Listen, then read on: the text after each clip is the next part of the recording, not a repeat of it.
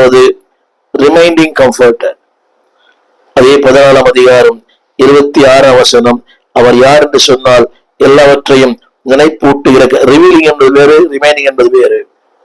Revealing என்பது வெளிப்பாடுகளை தருகிறவர், தேவனை குறித்து சத்தியத்தை குறித்த ரிவீலிங் அது வேற. ரெவலேஷன் வெளிப்பாடுகள் என்பது வேறு.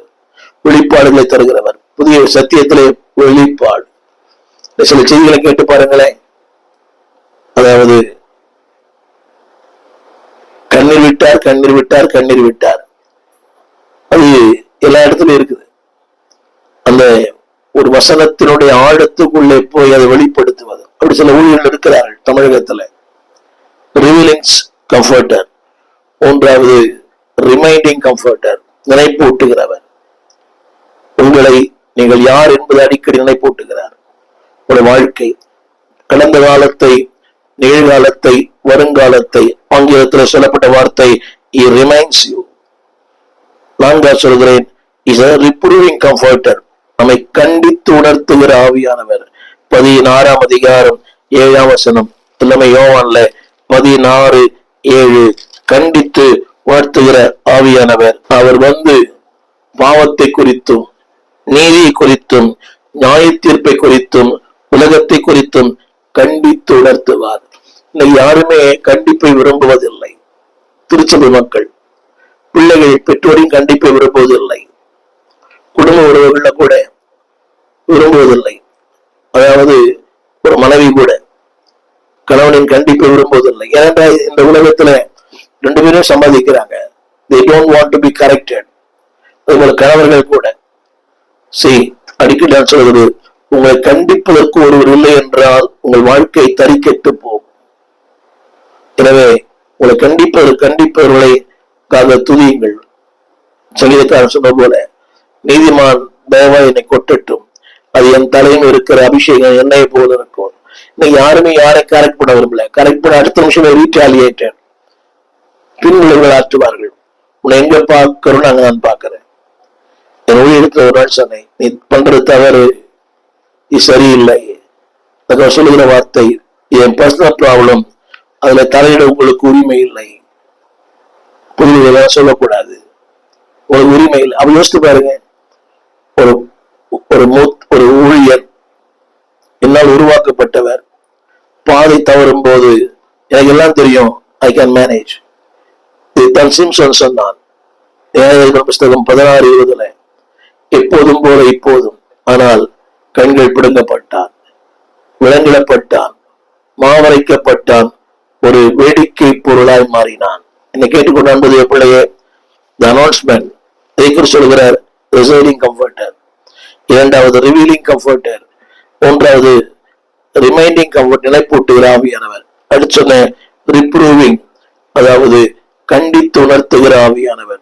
என்னுடைய அடுத்த குறிப்பு, முதலாக சொன்னேன் அனௌன்ஸ்மெண்ட் ஆஃப் தி ப்ராமிஸ். இரண்டாவது the fulfilment of the promise. எத்தனையோ பேர் வாக்கு தத்தங்களை அள்ளி தராங்க. தலைவர்கள் எல்லாம் அதை செய்வதை தருவேன், ஒரு வங்கியிலே பணத்தை போடுவோம், வீட்டுக்கு ஒரு நபருக்கு வேலை வாய்ப்பு தருவோம். ஏராளமான வாக்கு திட்டங்கள். Nobody fulfil. சொன்னவர் உண்மை உள்ளவர். அவர் எதை சொன்னாரோ அப்படியே அவர் செய்கிறார். அப்போஸ்தலர் புஸ்தகம் 2:32-33. இந்த இயேசுவை தேவன் எழுப்பினார், இதற்கு நாங்கள் எல்லாரும் சாட்சி. அடுத்த வார்த்தை 33ஆம் வசனம்.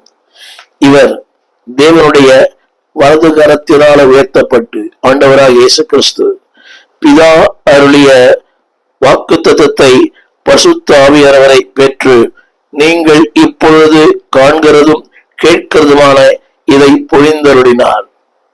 இந்த வார்த்தை படிக்கிறவர்களே, நீங்கள் இப்பொழுது காண்கின்ற கேட்கிற ஒன்றை அவர் பொழிந்தருளினார். The fulfillment of the promise. வாக்கு தத்தத்தை நிறைவேற்றுகிற ஒரு கர்த்தர். இரண்டு பிள்ளையே, சில வாக்குகள் சொல்லி இருக்கலாம், நிறைவேறாமல் இருக்கலாம்.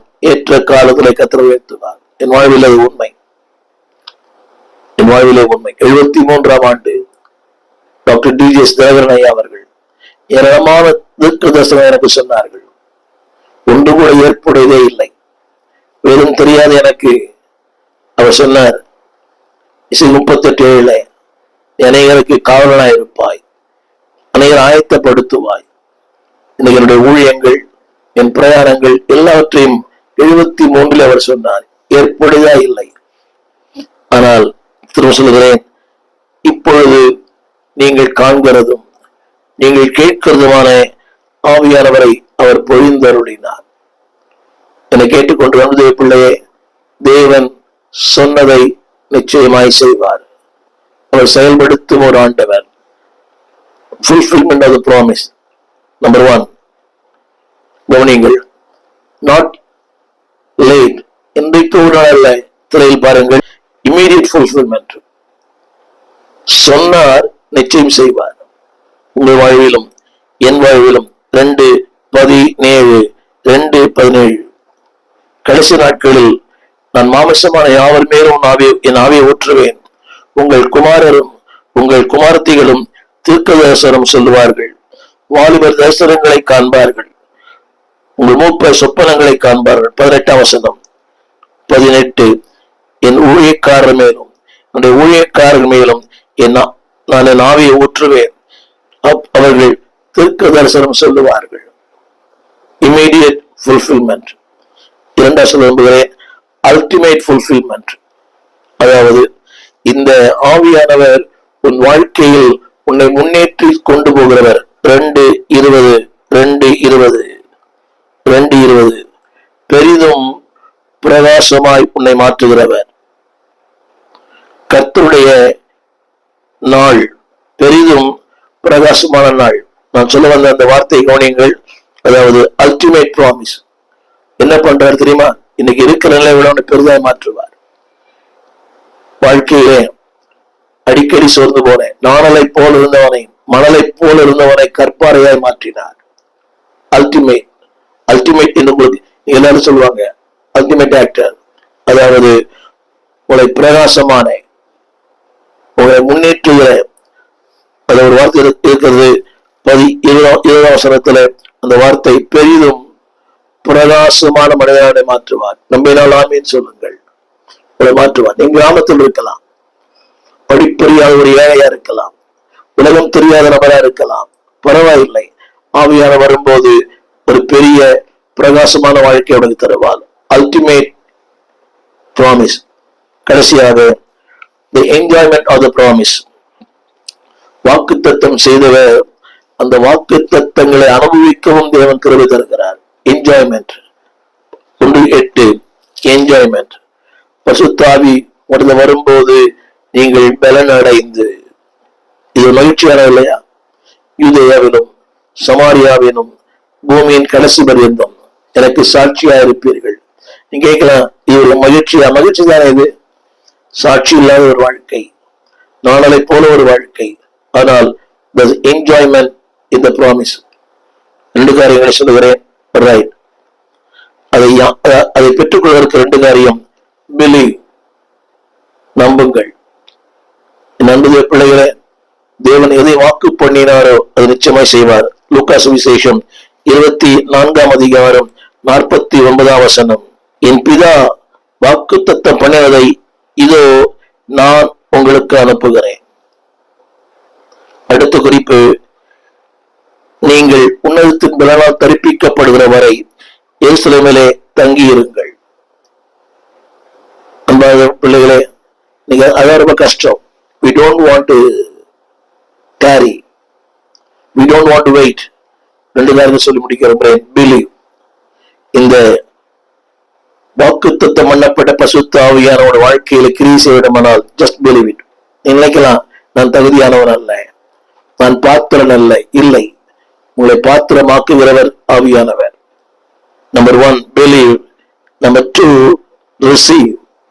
சொன்னார் அப்போஸ்தலர் 1:8 பரிசுத்த ஆவி கொடுத்து வரும்போது நீங்கள் பலன் அடைவீர்கள். only the receive. எனவே முடிவாக நான் சொன்ன வார்த்தைகளை திருப்பி சொல்ல போகிறேன். Number 1 the announcement of the promise. வாக்கு தத்தத்தின் முன்னறிவிப்பு. 2வது the fulfillment of the promise. அந்த வாக்கு தத்தத்தை நிறைவேற்றுகிற ஆவியானவர். 3வது the enjoyment. அந்த ஆவியானவரை பெற்று அனுபவிக்கிற மகிழ்ச்சியின் ஆனந்த களிப்புள்ள உதடுகளால் அன்பானவர்களே, அந்த மகிழ்ச்சியை உன் சமூகத்தில் பேரானந்தம் அது ஆவியானவராலே கழிவுற பண்ணுவார். இதனாலே the power of the Pentecost, பெந்தைகோஸ்தின் வல்லமை பல வல்லம் இருக்குது. அதை இன்னைக்கு ஒரு வல்லமை the promise of spirit, வாக்கு பண்ணினவர் அப்படியே செய்வார், நிறைவேற்றுவார், மகிழ்ச்சியாக்குவார். ஆவியானவருக்கு இடந்தாங்க, ஆவியானவர் கனம் பண்ணுங்க. அவர் ஒரு நபர், அவரை மென்மையாய் வாழ்க்கையில் மகிழ்ச்சியா இருக்கிறார. சின்ன கேள்வி, மென்மையானவர், மேன்மையானவர், உயரமானவர், இனிமையானவர், உங்களை பிரகாசமும் பெரிதுமான ஒரு நபராய் மாற்றுகிறவர். தொடர்ந்து ஆவியானுடைய நிறைவை குறித்த நாளிலே உங்களோடு பேச விரும்புகிறேன்.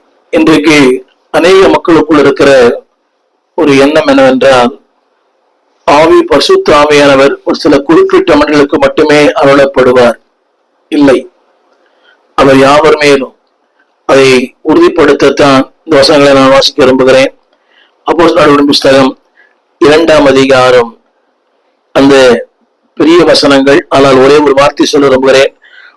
அவர்கள் உட்கார்ந்திருந்த வீடு முழுவதையும் நிரப்பிற்று என்று கவனிக்க வேண்டும்.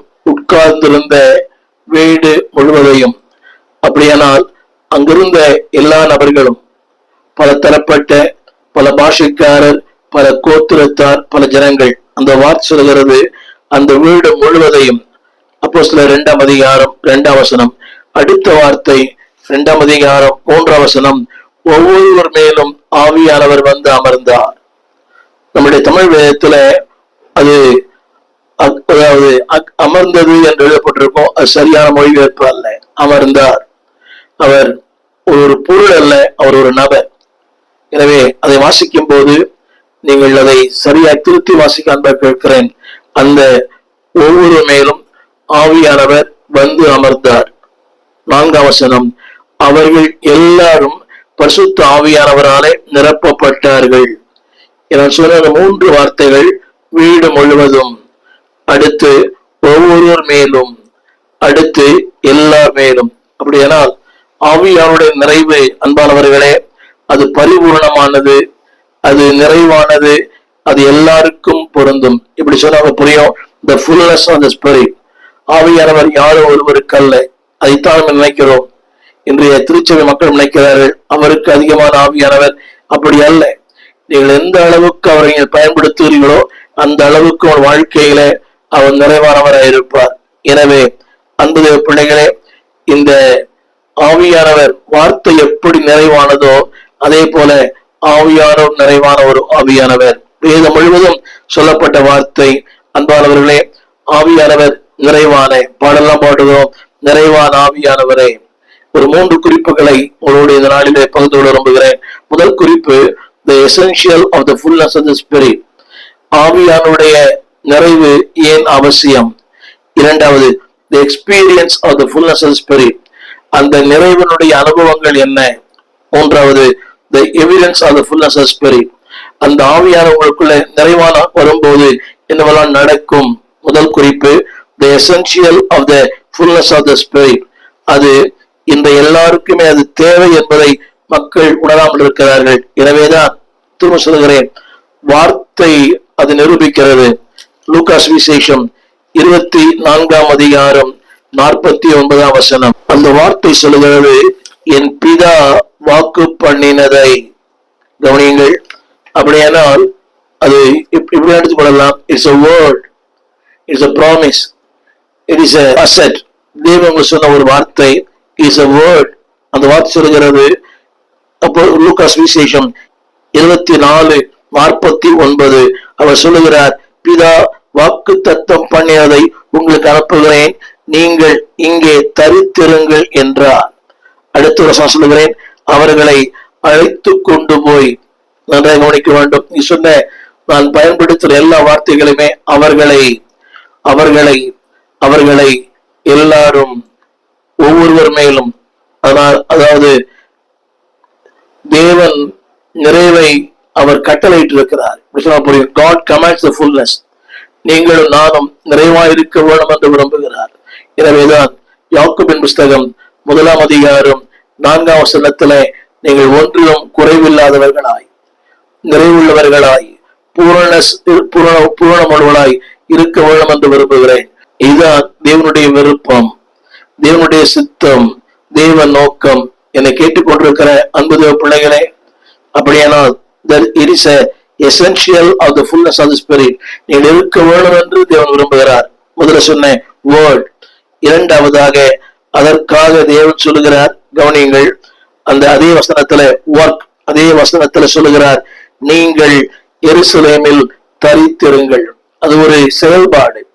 முதல்ல சொன்ன வேர்ட் கமாண்ட், இரண்டாவது ஒர்க் டிமாண்ட். அதை கவனியுங்கள், வேர்ட் கமாண்ட்ஸ், ஒர்க் டிமாண்ட். இதைத்தான் அந்த அப்போஸ்தலர் 1:8 அந்த வார்த்தை இப்படி சொல்கிறது, பரிசுத்த ஆவியானவர் உடத்துல வரும்போது நீங்கள் பலன் அடைந்து. அப்படியானால் இது ஒரு தனிநபருக்கு அல்ல, எல்லாருக்கும். திரையில் கூட பாருங்கள், வேர்ட் கமாண்ட்ஸ், வார்த்தை கட்டளை கொடுக்கிறது. என் பிதா அனுப்பின வாக்கு தத்தம். இரண்டாவது தேவன் சொல்லுகிறார், அதற்காகவே Christ work for the fullness.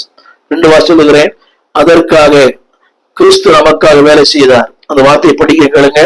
நான் அனுப்புகிற அந்த ஆவியானவர். 2வது 5ஆம் வசனம், அவர்களை அழைத்து கொண்டு போய் கைகளை உயர்த்தி ஆசீர்வதித்தார். ஒர்க். உங்களை திரும்ப நினைப்பூட்ட விரும்புகிறேன். God commands the word. வார்த்தையை அவர் பிரகடனப்படுத்தினார். 2வது Christ work for the fullness. அவரே அதற்காக வேலை செய்தார். நன்றாக கவனிக்க வேண்டும்.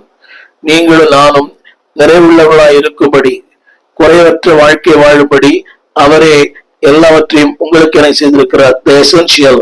அப்படியானால் நீங்கள் ஒவ்வொருவரும் ஆவியானவருடைய நிறைவை அடைந்திருப்பது அவசியம், அது தேவை.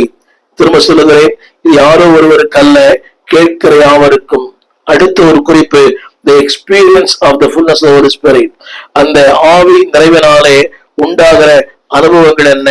அப்போஸ்தலர் நடபடிகள், அதாவது தேவன் 1:24 ஒரு 3 வார்த்தையை சொல்லுகிறேன். ஆயத்தம் பண்ணுகிறார், விண்ணப்பம் பண்ணுகிறார், எதிர்பார்க்கிறார். ஆங்கிலத்துல God preparation. அப்போஸ்தலர் 1:24. இதை எல்லாருடைய இருதயங்களையும் அறிந்திருக்கிற கர்த்தாவே. யூதாஸ் என்பவன் தனக்குரிய இடத்திற்கு போகும்படி இழந்து போன இந்த ஊழியத்திலும் இந்த அப்போஸ்தல பட்டத்திலும் பங்கு பெறுவதற்காக. இந்த 2 வார்த்தை கவனிக்க வேண்டும். 2 வார்த்தை தனக்குரிய, அதாவது இழந்து போன இந்த ஊழியத்துல, இப்படி உங்க சொன்னா புரியும், ஆண்டவர் உங்களுக்கு என்று வைத்திருக்கிற இடம், God prepares. 2வது இந்த ஊழியத்துல நீங்கள் பங்குதாரா இருக்க வேண்டும் என்றுதான் கர்த்தர் அனுபவத்தை தருகிறார். எக்ஸ்பீரியன்ஸ். இது இல்லை என்றால் இந்த அனுபவம் இல்லை. தொடர்ந்து நிறைய வசனங்களை படிக்கலாம். அப்போஸ்தலர் 2:1 அது ஒரு அனுபவம். தேவன் ஆயத்தம் பண்ணினார். அந்த வசனம் படிக்க கேளுங்க. 2:1 ஒரு இடத்திலே அவர்கள் வந்திருந்தார்கள். திரும்ப சொல்லுகிறேன், ஆயத்தம் இல்லாத ஒரு மனிதனை கர்த்தர் அபிஷேகம் பண்ண முடியாது. ஆயத்தம் இல்லாத ஒரு மனிதன் நிறைவான வாழ்க்கையை வாழ முடியாது. 3 காரணம் சொல்லுகிறேன். God, you need a preparation. ஒரு ஆயத்தம் தேவை. அதுல சொல்லப்பட்டிருக்கிறது, அதாவது இருதயம் ஆயத்தம், வழிகள் ஆயத்தம், உடைய பார்வைகள் ஆயத்தம். Everything should be prepared. அடுத்த வார்த்தை சொல்லுகிறேன், அதாவது அதற்காக அவரை ஜெபிக்கிறாராம். 1 preparation, 2வது சப்ளிகேஷன். அவர் சொல்ல வார்த்தை, அங்கே அவர்கள் ஒருமனப்பட்டு ஜபத்திலும் வேண்டுதலும் தரித்திருந்தார்கள். கவனியுங்கள், ஆவியானவர் இல்லை என்றால் வேண்டுதல் வராது, ஆவியானவர் இல்லை என்றால் விண்ணப்பம் வராது. இந்த ஜபங்கள் பாருங்கள், 5 நிமிடம் ஜெபித்தாலே ஒரு 1 மணி நேரம் ஜெபித்தது போல ஒரு உணர்வு. 1 மணி நேரம் Facebook, 5 நிமிடங்கள் போய் அது மாறிவிடுகிறது. அப்படியானால் கவனியுங்கள், அதாவது இது எந்த அனுபவங்களை உங்களுக்கு கொடுக்கிறது என்றால் ஜெபிக்கிற அனுபவம். அந்த வார்த்தை படிக்கிறேன், ஜபத்திலும் வேண்டுதலும் தரித்திருக்கிற ஒரு அனுபவம். experience of the fullness of the Holy Spirit. முதல்ல சொன்னேன், உங்களை ஆயத்தம் பண்ணுகிறது, உங்கள் வழிகளை ஆயத்தம் பண்ணுகிறார், உங்கள் இருதயங்களை ஆயத்தம் பண்ணுகிறார். மூன்றாவது, உங்களுக்குள்ளே ஒரு ஜெப ஆவியை ஆவியான ஊற்றுகிறார். ஜெபத்திலும் வேண்டுதலிலும் அவர்கள் தரித்திருந்தார்கள். இது சாத்தியமே இல்லை. ஒரு 5 நிமிடங்கள் அமர்ந்து ஜெபிப்பது மிக கடினம். மனம் ஒரு குரங்கு, அது சாதாரண குரங்கு இல்லை, சாராயம் குடிச்ச குரங்கு. அது நம்மை தரித்திருக்க விடுவதில்லை. தேவையற்ற காரியங்கள், அதை பார், இதை பார், இதை பார். ஆலயங்களில பாருங்களேன், ஊழியர் பிரசங்கம் பண்றாரு, இவர் செல்போன் பார்க்கிறார். அது கடினமான ஒன்று. தரித்திருப்பது, அப்படியானால் அவருக்குள் தரித்திருப்பது, அவருடைய வார்த்தைக்குள் தரித்திருப்பது, அவருடைய சித்தத்துக்குள் தரித்திருப்பது, அவருடைய நோக்கத்துக்குள் தரித்திருக்கிற ஒரு அனுபவம். அது மட்டுமல்ல, ஒரு விண்ணப்பத்தின் ஆவியை ஆவியானவர் ஊற்றுகிறார். That is the experience. திரும்ப முதல்ல சொன்ன எசென்சியல், அது தேவை. இரண்டாவது அந்த அனுபவம் எதை கொடுக்கிறது? ஜெபிக்கிற அனுபவத்தை, விண்ணப்பிக்கிற அனுபவத்தை. ஜெபத்தில் ஒரு வாஞ்சை. ஜெபத்துல வாஞ்சை இல்லை, ஆவியானவர் இல்லை. விண்ணப்பத்தில் ஒரு வாஞ்சை இல்லை. இன்னைக்கு ஜெபக்குடியில பாருங்களேன், வயதான ஒரு 50 வயதுக்கு மேற்பட்டதான் வராங்க பெண்கள். ஆண்கள் வருவதில்லை, வாலிபர்கள் வருவதில்லை. ஆனா ஆலயத்துல குதிக்கிறாங்க. மியூசிக் கான்சர்ட்ல போனா ஒரே அமக்களம் பண்றாங்க. But they don't come for the prayer. திரும்ப சொல்கிறேன், உண்மையாய் அபிஷேகம் பண்ணப்பட்டவன் அவனுக்குள்ளே ஜெப ஆவி இருக்கும். ஆரம்பத்துல சொன்னேன், the preparation. இரண்டாவது, the spirit of supplication, ஒரு விண்ணப்பத்தின் ஆவி, ஒரு வேண்டுதலின் ஆவி, ஒரு கண்ணீரின் ஆவி. There is evidence of the fullness of the Holy Spirit. மூன்றாவது சொல்ல விரும்புகிறேன், அவருடைய வாழ்க்கையிலே எப்பொழுதும் எதிர்பார்ப்பு இருக்கும். இது எக்ஸ்பெக்டேஷன். அவர்கள் ஒரு இடத்துல வந்திருந்தார்கள். எதிர்பார்ப்பு. 6ஆம் வசனம், அந்த சத்தம் உண்டானது. எதிர்பார்ப்பு இருந்தது, வார்த்தை வந்தது. எதிர்பார்ப்பு இருந்தது, ஆவியானவர் வந்தார். எதிர்பார்ப்பு இருந்தது, அன்பானவர்களே, அவர்கள் அவரவர் பாஷையிலே கேட்டபடியினாலே கலக்கமடைந்தார்கள். எதிர்பார்ப்பு இருந்தது. 7ஆம் வசனம், பிரமித்து ஆச்சரியப்பட்டார்கள். வாழ்க்கையிலே அன்பானவர்களே, ஆச்சரியமான பிரமிக்கத்தக்க அற்புதக்கார நடக்க வேண்டுமானால் நடப்பதற்கு காரணமே ஆவியானவர் தான். நல்லா கவனிக்க வேண்டும். The experience of the Holy Spirit. அவருடைய அனுபவம் என்ன? உன்னை ஆயத்தம் பண்ணுகிறார், வழிகளை ஆயத்தம் பண்ணுகிறார், உன் இருதயங்களை ஆயத்தம் பண்ணுகிறார். இரண்டாவது, உனக்குள்ளே ஒரு விண்ணப்பத்தின் ஆவி, ஒரு ஜெபத்தின் ஆவி. அது இன்னைக்கு ரொம்ப கடினம். சில ஊழியர்களை பார்க்கிறேன் மணிக்கணக்காய். அது பரிசுத்த ஆவியாருடைய நிறைவினால கொடுக்கப்பட்ட ஒரு பெரிய கிருபை. அதை விரும்புங்கள். மூன்றாவது, எக்ஸ்பெக்டேஷன், எதிர்பார்ப்பு.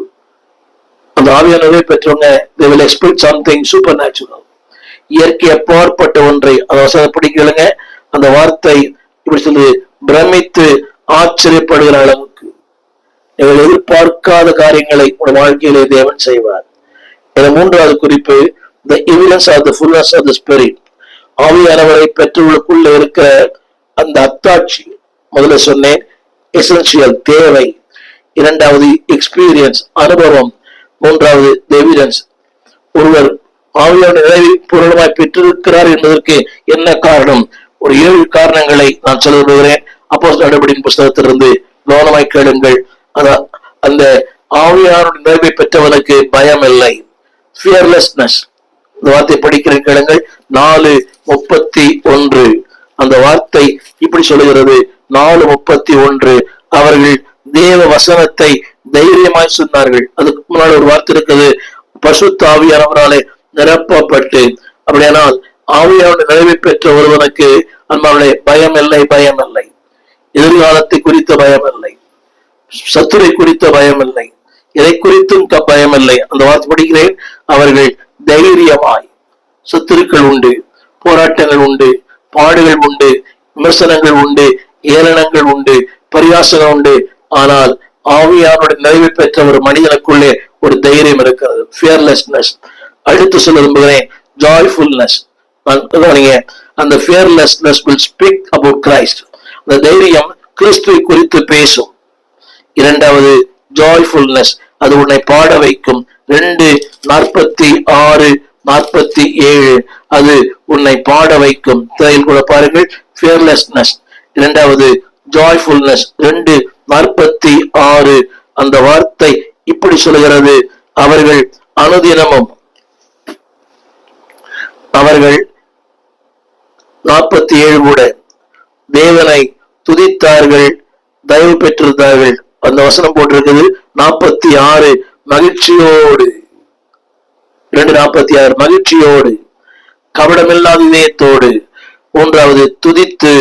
அன்பானவர்களே, நான் சொல்ல விரும்புகிற கருத்து என்னவென்றால், ஆவியானோட நிறைவு நம்பர் 1 பயம் இல்லாத ஒரு வாழ்க்கை, ஆவியானோட நிறைவு ஒரு மகிழ்ச்சியின் வாழ்க்கை. திரும்ப படிக்கிறேன், 2:46 மகிழ்ச்சியோடு, தினந்தோறும் அனுதினமும் மகிழ்ச்சியோடு. கவனித்து பாருங்கள். நீங்க நம்ம என்ன நினைக்கிறோம்? மகிழ்ச்சியா இருக்கணும்னா பணம் இருக்கணும், வீடு இருக்கணும், கார் இருக்கணும், நல்ல வசதி இருக்கணும், அடிப்படை தேவைகள் சந்திக்கப்பட வேண்டும். இல்லை என்பாருடைய ஒன்றுமே இல்லை. But they have Joy. 3வது ஆவியானோட நிறைவு பெற்ற மனிதனுக்குள்ளே பரிசுத்தம் இருக்கும். கவனிக்க வேண்டும், ஹோலினஸ். நான் திரும்ப சொல்லுகிறேன், இந்த வார்த்தை பணிகள் ஆண்டவருக்கு என்று பிரகாசிக்க வேண்டும் என்கிற அந்த பாரம் இருக்கும். நீ நிறைய பேருக்கு அந்த நாளுடைய பாடு போதும். they want to shine for Christ. முதல்ல சொன்னேன், they want to speak for Christ. 2வது sing for Christ. 3வது shine for Christ. ஆண்டவருக்கு எதாகிலும் எதாகிலும் எதாகிலும். 4ஆம் அதிகாரம் 13ஆம் வசனம் அந்த வார்த்தை சொல்லுகிறது, shine for Christ. ஒரு வாழ்க்கையில ஒரு பரிசுத்தம் இருக்கும்.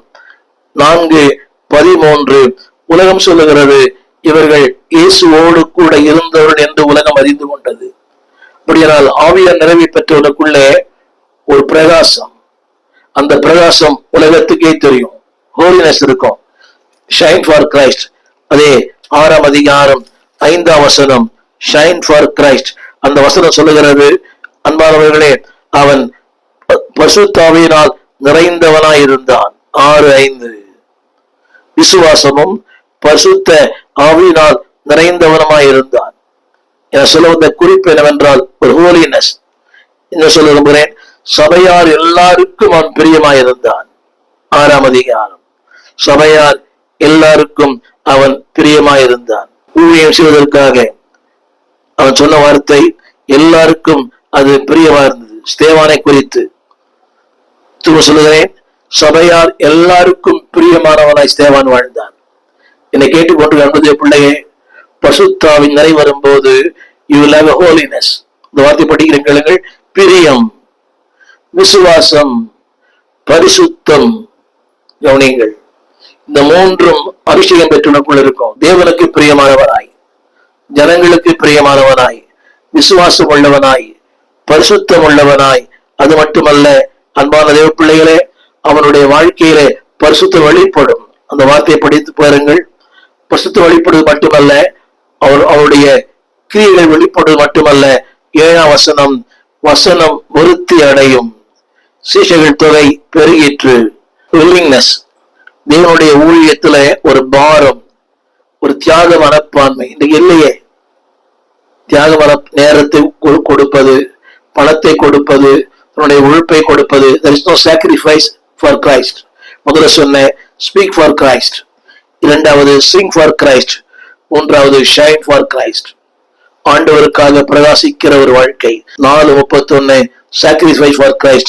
4:31 அந்த வார்த்தை இப்படி சொல்லுகிறது, விசுவாசிகளாகிய திரளான கூட்டத்தார் ஒரே இருதயமும் ஒரே மனவுளாய் இருந்தார்கள், ஒருவனாகிலும் தனக்குள்ளவைகளில் ஒன்றையும் தன்னுடைய என்று சொல்லவில்லை, சகலமும் பொதுவாய் இருந்தது. இன்றைய காலகட்டத்துக்கு பொருந்துமா என்பது பெரிய கேள்விக்குறி. அந்த வாசி சொல்லுகிறேன், ஒருவனாகிலும் தனக்குள்ளவைகளில் ஒன்றையும் தன்னுடைய என்று சொல்லவில்லை. இன்றைய காலகட்டம் எப்படி? தனக்கு இல்லாத ஒன்றை தன்னுடையது. என் விசுவாசி அல்ல, என் விசுவாசி. அது என் பாடல் அல்ல, என் பாடல். அது என்னுடைய சபை கட்டடம் அல்ல, இன்னொருடைய கட்டடம். ஆனா என் சபை. பேரை மாற்றி என்னவெல்லாம் பண்ணணும். கவனிங்க, அந்த ஆவியான நிறைவு உங்கள் வாழ்க்கையில வரும்போது அன்பான கர்த்தர் ஒரு பரிசுத்தம் காணப்படும், நீதி காணப்படும், வாழ்க்கையில நேர்மை காணப்படும். அந்த வார்த்தை படிக்கிற கேளுங்க, ஒருவராகிலும் தனக்குள்ள ஒன்றையும் தன்னுடைய என்று சொல்லவில்லை. இல்லை பாருங்க, என்னுடைய அல்லாதெல்லாம் என்னுடையன்னு சொல்றோம். இந்த பூமி என் சொந்தம் அல்ல, இந்த உலகம் என் சொந்தம் அல்ல, எதுவுமே எனக்கு சொந்தம் அல்ல. ஆனா சொந்தம் என்று சொல்லுகிறோம். சொந்தம் என்று சொல்லிக்கொள்ள ஆண்டு ஒன்று மட்டும்தான். இதுல போட்டிருந்தது சகலமும் அவர்களுக்கு பொதுவாக இருந்தது. ஒண்ணு வேண்டாம். சபையில உட்கார்றார் ஒருத்தர், ஒரு புதியவர் வரும்போது அவருக்கு இடம் கூட கொடுக்கறது இல்லை. அதை பெற்றோர் சொல்லலாம், கீழே இறங்கி உட்காரு. ஒரு முதியவர் இருக்கிறார், அந்த அந்த இடம், அந்த நாற்காலியை கூட கொடுக்காத திருச்சபை மக்கள் இருக்கிறார்கள். கவனிங்கள், நான் சொல்ல வந்த கருத்து என்னவென்றால் சாக்ரிஃபைஸ் ஃபார் கிரைஸ்ட். 32 நிலங்களையும் வீடுகளையும் விற்றார்கள். விற்கப்பட்டதை அவருடைய அப்போஸ்தலருடைய பாதத்திலே கொண்டு வந்து வைத்தார்கள். அடுத்த வார்த்தை, அவனவனுக்கு தேவையானதுக்கு தக்கதாய் பகிர்ந்து கொடுக்கப்பட்டது, ஒருவனுக்கும் ஒன்றும் குறைவில்லை. சாக்ரிஃபிஷியல் லைஃப் இருக்குதா? இல்லையே. தூக்கத்தோட மனதில்லை, ஒருவேளை சாப்பாட்டோட மனதில்லை, கொஞ்ச நேரம் முழங்கால் போட மனதில்லை. No sacrifice. காணிக்கை போட மனதில்லை, நமக்கு தேவைப்படுமே. தசமமாக கொடுப்புக மனதில்லை. தியாக மனப்பான்மை இருந்தாதான் அது வரும்.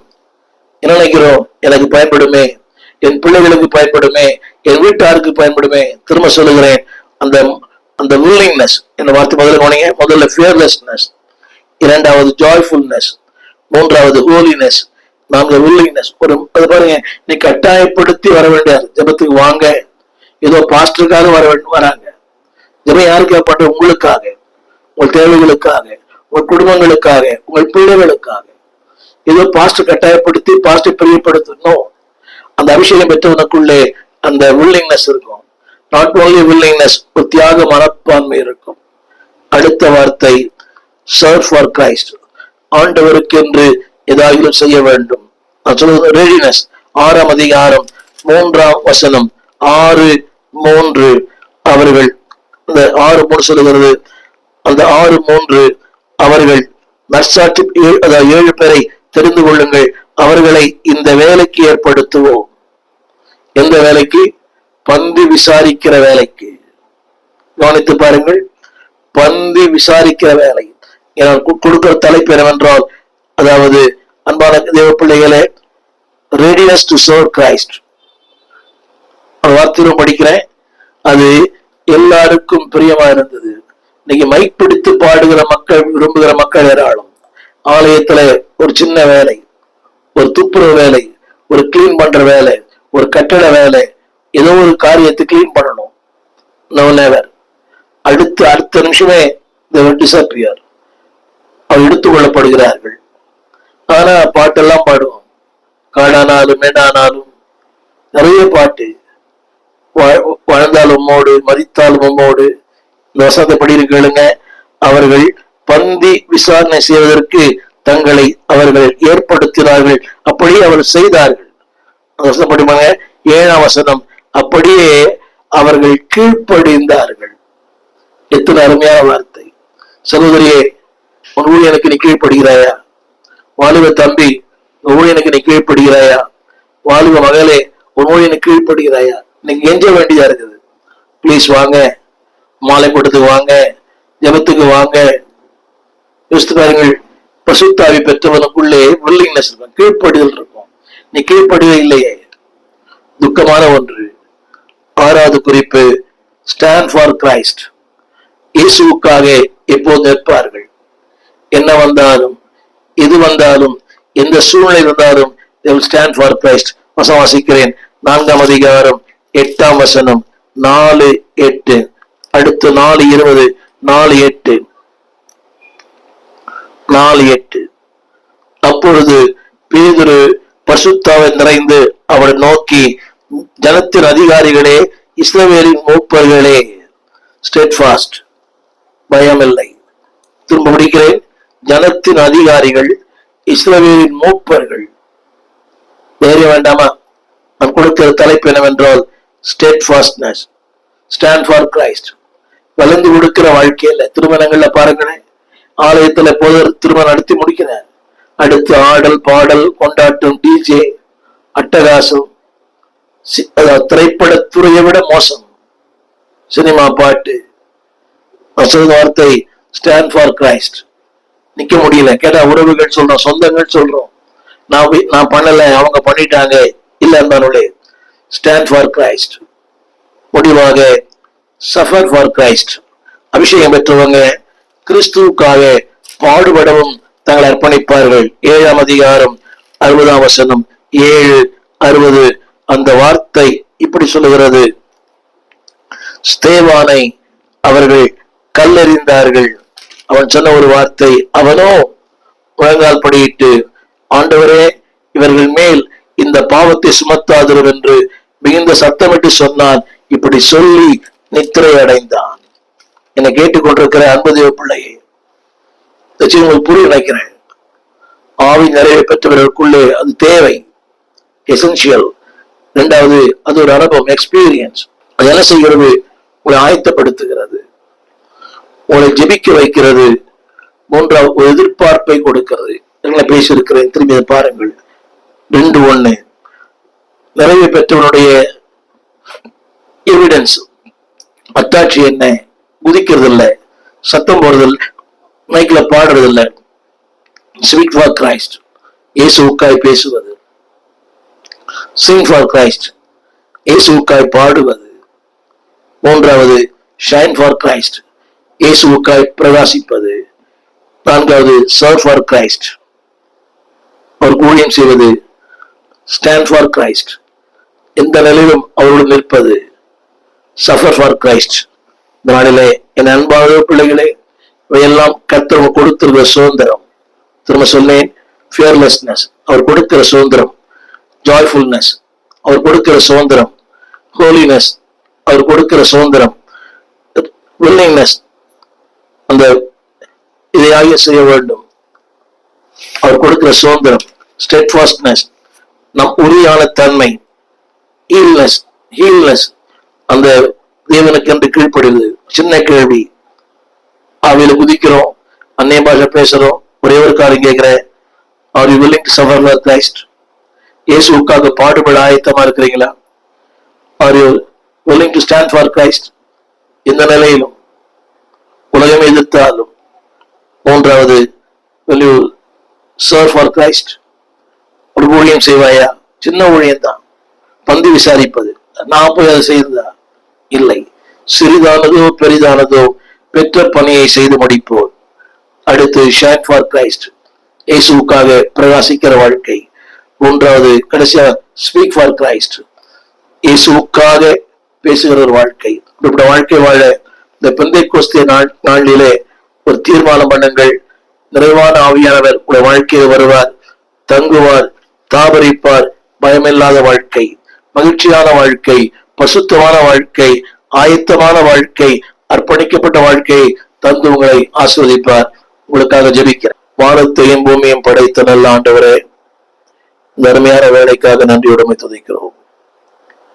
The promise of the Holy Spirit, பசுத்தாவின் வாக்கு தத்தத்தை கேட்டோம். Announcement, the fulfillment, the enjoyment. அறிவித்தீர், நிறைவேற்றினீர், அனுபவிக்க கிருபை கொடுத்தீர். உடைய சமூகத்துக்காக நன்றி. பனி போல பெய்யும் பரிசுத்தரே, ஆவியானவரே, அந்த வாழ்க்கையின் எல்லாவற்றையும் இல்லாம இருப்பீராக. நான் கேட்டது போல அந்த reproving holy spirit, revealing holy spirit, எங்களை கண்டித்து உணர்த்துகிற ஆவியானவர், ரிமைனிங் ஹோலி ஸ்பிரிட், நிலைப்பூட்டுகிற ஆவியானவரே நன்றி. தொடர்ந்து அந்த ஆவியானக்குள்ள இன்னும் வளர, ஆவியான அதிகமாக பற்றிக்கொள்ள எங்களுக்கு கிருபையும் பலனையும் தாரும், ஆசீர்வதியும். இயேசுவின் நாமத்தில் நல்ல பிதாவே, ஆமென். எங்கள் விலாசம்: போதகர் ஸ்டீபன் தேவகுமார், திறந்த வாசல் சபை, நம்பர் 65, பரமானந்த தெரு, 7 கிணறு, சென்னை 600001. தொடர்புக்கு 9841839287. மேலும் 0444318330. எங்கள் மின்னஞ்சல் stephenopendor@gmail.com. எங்கள் தேவ செய்திகளை யூடியூப் சேனலில் பார்த்து பயனடையுங்கள். தேவன் உங்களை ஆசீர்வதிப்பாராக.